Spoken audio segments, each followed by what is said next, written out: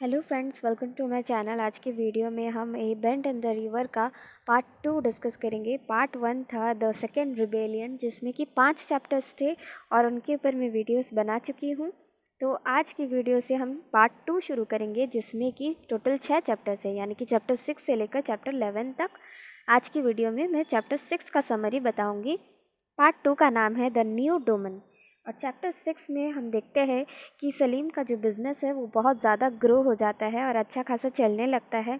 जो टाउन है जहाँ पे सलीम रहता था वो एक बड़ा सा ट्रेडिंग सेंटर बन जाता है, और सिर्फ सलीम का ही नहीं, ओवरऑल टाउन का ही इकोनॉमी बहुत ज़्यादा ग्रोथ होता है और दुनिया भर से लोग वहाँ पे ट्रेड करने के लिए आते हैं।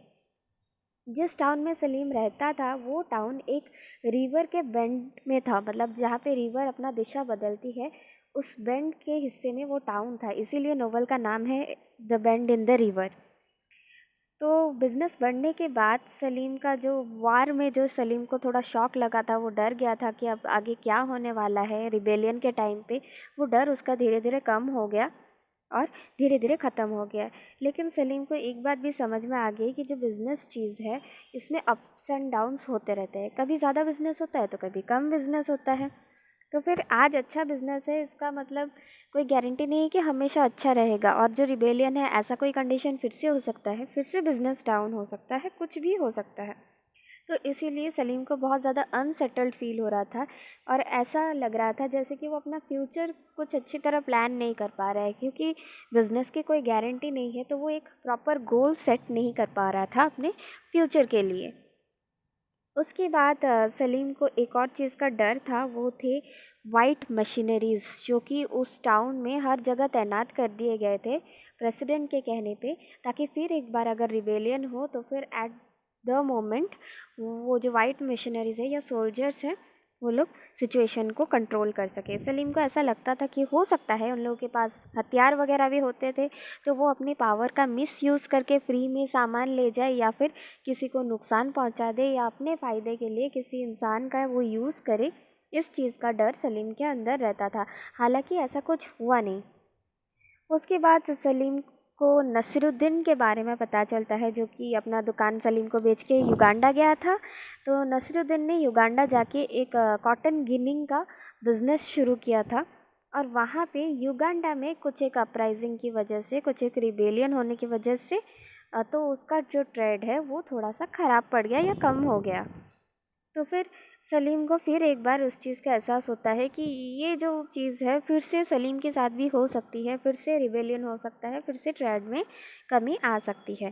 तो फिर सबसे बेटर रास्ता यही है कि जैसा चल रहा है वैसा चलते रहने दो, टाइम के साथ फ्लो होने में ही, टाइम के साथ ही जीने में ही भलाई है और समझदारी है।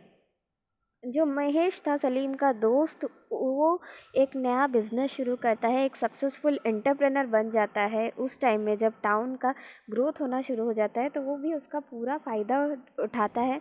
बहुत अलग अलग जगह से वो रेवेन्यू कलेक्ट करता है, जिसमें से कि उसके कुछ बिज़नेस आइडियाज़ फेल भी होते हैं, कहीं कहीं पे वो अनसक्सेसफुल भी रहता है, लेकिन फिर भी कोशिश करता रहता है। उसके बाद उसे ऐसा लगने लगता है कि बिज़नेस में उसका नहीं चलेगा, तो फिर वो स्मगलिंग शुरू कर देता है, वो भी गोल्ड और इवोरी का।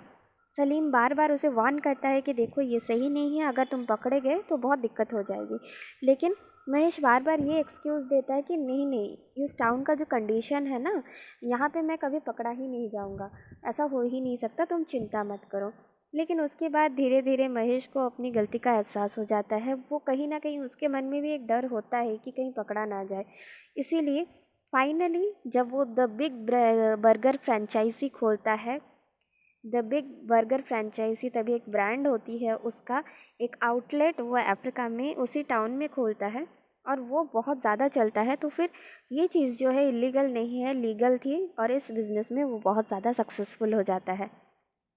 डेफोंसे नाम का उसका एक नौकर होता है, जिसको वो अपने इस बिज़नेस में, अपने इस आउटलेट में या दुकान में अपना मैनेजर बनाता है, ऑफिशियली नहीं लेकिन अनऑफिशियल मैनेजर।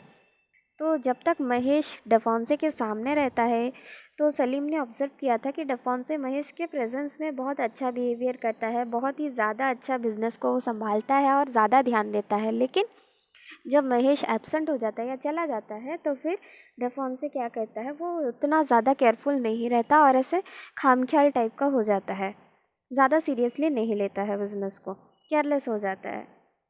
उसके बाद प्रेसिडेंट का एक व्यू होता है एक नया अफ्रीका बनाने का, मॉडर्न अफ्रीका, इसीलिए वो बहुत सारे प्रोजेक्ट शुरू करना चाहते हैं। आसपास के कुछ जंगल वाले इलाकों को इन्हीं प्रोजेक्ट्स के लिए क्लियर करवा दिया जाता है। वहाँ आसपास के जो घर या फिर दुकान होती है उन सबको भी हटा दिया जाता है ताकि कुछ बनाया जा सके प्लान के मुताबिक। हालांकि किस चीज़ की कंस्ट्रक्शन हो रही थी ये सलीम को उस टाइम नहीं पता था। बाद में कंस्ट्रक्शन होने के बाद पता चला कि उसमें से एक बिल्डिंग जो थी एक फार्म के लिए बनाई गई थी, जहाँ पे फार्मिंग होना था और मॉडर्न टेक्निक से फार्मिंग, स्टोरेज और ट्रांसपोर्टेशन वहाँ से किया जाना का प्लान था। लेकिन इसीलिए वहाँ पे बहुत सारे ट्रैक्टर्स वगैरह भी लाए गए, लेकिन वो ट्रैक्टर्स सालों साल वहीं वहीं पड़े रहे और जंग होते रहे, लेकिन वहाँ पे फार्मिंग शुरू नहीं हुई। उसके बाद वो जो बिल्डिंग्स है वो बिल्डिंग्स भी थोड़े थोड़े डिटेरेट होने लगे, इसीलिए उनको यूज़ करने के लिए उनको यूनिवर्सिटी और रिसर्च सेंटर्स में बदल दिया गया। और वहाँ पे बहुत सारे टीचर्स आने लगे, सिर्फ उसी अफ्रीकन से नहीं बल्कि बाहर के देशों से भी, अलग अलग जगह से बहुत सारे प्रोफेसर्स और लेक्चरर्स वहाँ आके बस गए।